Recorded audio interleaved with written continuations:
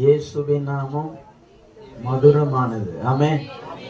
தேனு தான் இருக்கிறதுலே ஒரு மதுரம்னு சொல்லுவாங்க. உலகத்திலே இருக்கிறதுலே ஒரு மதுரம் எதுன்னா தேனு தான். ஆனா தேனை விட மதுரம் ஒண்ணு இருக்குன்னா அது ஏசப்பாவுடைய பேரு தான். நீங்க யோசிச்சு பாருங்க, ஆண்டவர் இங்க பூமியில வந்து சொன்னாரு, என் நாமத்தில் நீ எதை கேட்கிறையோ. ஐயோ வா, இது போல ஒரு ரகசியம் எங்குமே இல்லைங்க. பேரை மட்டும் சொல்றா போதும் தேவை. அலைய சொல்லுமா, கடைக்கு போ, என் பேர் மட்டும் சொல்லு, ஃப்ரீயா தருவான். என் பேர் சொல்லிடாதீங்க, உத கொடுப்பான் ஃப்ரீயா. ஆனா ஆண்டவர் அந்த தான் சொல்றாரு, நீ என் பேரை மட்டும் உலகத்துல சொல்றா, உனக்கு அத்தனையும் தருவாங்க, வருன்றாரு. இல்லாத கூட பேர் சொல்லி கூப்பிடுங்கிற.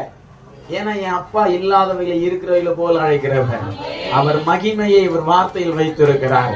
அப்ப அவரே வந்து அவர் பேரை சொல்லி எதோ ஒன்னாலும் கேட்டுக்கன்னு சொன்ன போது நாம இன்னமும் அமைதியா இருந்தா